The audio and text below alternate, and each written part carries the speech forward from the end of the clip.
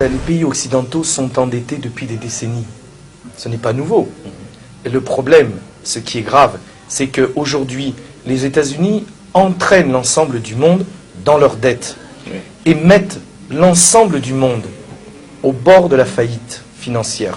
C'est-à-dire, si les États-Unis s'effondrent, comme vous pensiez que ça peut arriver, et ça peut arriver, et si le dollar s'effondre, si le dollar n'est plus la monnaie de référence, ça va entraîner une très grave crise financière. Le système capitaliste veut l'enrichissement.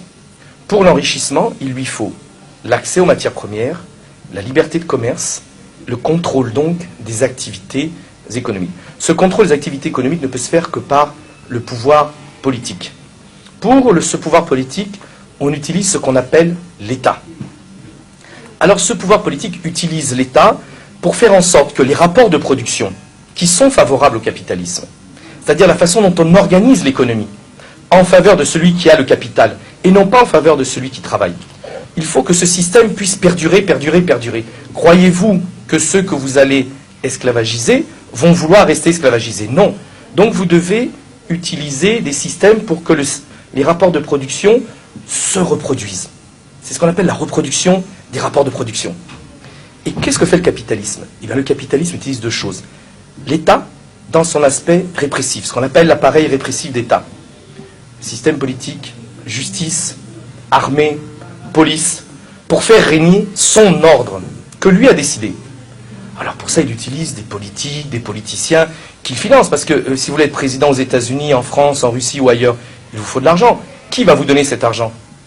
Ce ne sont pas les pauvres, ce ne sont pas les chômeurs, ce ne sont pas ceux qui vont gagner 50 $ par mois. Ceux qui vont vous donner l'argent sont les capitalistes. Et c'est eux qui vont, en vous aidant, en vous produisant, faire en sorte que vous défendiez leur politique. Donc, une fois qu'ils sont au sommet de l'État, les lois sont organisées de manière à défendre le système capitaliste. Donc, on utilise l'appareil répressif d'État, comme l'ont fait les colonisateurs, pour prendre les matières premières, pour gagner plus d'argent, la finalité du capitalisme. Mais de l'autre côté, on sait que les peuples, même face à un appareil répressif d'État, peuvent se révolter, peuvent dire non. Et quelquefois renversent l'appareil répressif d'État. C'est ce qui s'est passé en Chine, en Corée du Nord, au Vietnam, au Cambodge, en Russie, en Mongolie, en Ukraine, dans beaucoup de pays. Donc pour éviter qu'il y ait une lutte des classes trop forte entre les capitalistes et le peuple, entre les exploiteurs et les exploités, au-delà de l'appareil répressif d'État, le capitalisme utilise ce qu'on appelle les appareils idéologiques d'État. C'est-à-dire, il achète une sorte de consensus sur son système. De quelle manière? Par l'école. Les enseignements ne sont jamais neutres. Les enseignements sont toujours organisés d'une manière à orienter la pensée de l'élève pour qu'il puisse être au service du capitaliste. Les églises, vous le savez, vous, dans votre histoire coloniale, combien les églises ont été au service du pouvoir colonisateur, c'est-à-dire du capitalisme. La famille, dans laquelle on apprend les valeurs, il faut respecter son patron, il faut respecter ceci. Les médias ne sont pas neutres. Les médias sont détenus par des milliardaires dans l'ensemble. Et c'est ceux qui font l'information dans le monde. Ce sont les capitalistes qui dirigent les médias. Les partis politiques, qui financent les partis politiques en grande majorité dans la plupart des pays du monde?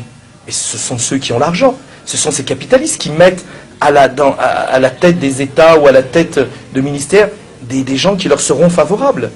Donc, le capitalisme, là, vous voulez sa fin, vous voulez sa mort, mais lui utilise les appareils répressifs d'État. Par la démocratie, hein, il n'a pas toujours besoin de dictature, puisque par la démocratie, ceux qui peuvent se présenter, et notamment ceux qui peuvent se présenter au sommet, regardez dans les pays occidentaux combien il faut de l'argent pour se présenter au sommet, ont besoin d'argent. Donc c'est les capitalistes qui financent. L'information, c'est eux qui la financent. Les programmes d'école, c'est l'État avec ceux qu'ils ont mis en place. En détournant les réalités, en ne disant pas la vérité, en utilisant l'école, les églises, etc., eh bien les peuples doivent aller à l'intérieur des églises, à l'intérieur de l'école, à l'intérieur des partis politiques, à l'intérieur des syndicats, à l'intérieur des médias, pour eux dire non, nous ne voulons pas de ce capitalisme. Nous voulons d'un monde qui nous soit plus favorable et plus juste. Et ne pas accepter cette idéologie-là. Il y a deux éléments. Premièrement, dans la plupart des pays d'Afrique, il n'existe pas de vraie bourgeoisie nationale. il n'existe pas de vrais capitalistes. C'est-à-dire, vous n'allez pas à la table pour aller discuter des grandes décisions du monde. Où sont les grands capitalistes africains qui viennent discuter à Davos chaque année? Le temple du capitalisme, ce grand congrès du capitalisme mondial à Davos. Quels sont les capitalistes africains? Il n'y en a pas. Pourquoi? Parce qu'il n'y a pas de vraie bourgeoisie nationale. Tant qu'il n'y a pas de bourgeoisie nationale dans les pays africains, le problème de l'Afrique, c'est que la lutte des classes n'existe pas. C'est-à-dire, les églises sont plus du côté en général des pouvoirs, ou dans la collection de pasteurs qui viennent chercher des belles Mercedes, des belles voitures, etc., qui font beaucoup d'argent. Dans les écoles, on a encore des programmes quasiment du temps colonial, ou des systèmes éducatifs qui datent du temps colonial. L'appareil répressif d'État de beaucoup de pays africains est un appareil répressif d'État qui date du temps colonial. On n'a pas changé. On n'a pas changé les fonctions de cet État. Dans beaucoup d'États africains, au niveau des médias, la plupart des médias vont chercher leurs dépêches où? Reuters, AFP, Associated Press, c'est-à-dire dans les agences occidentales qui distillent leur information et qui sont toutes des agences au service du capitalisme occidental.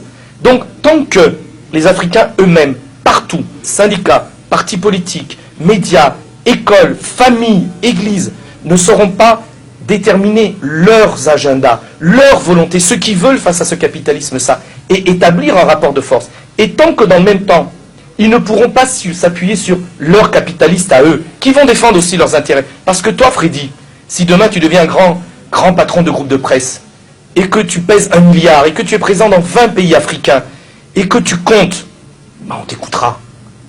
Mais aujourd'hui, est-ce qu'on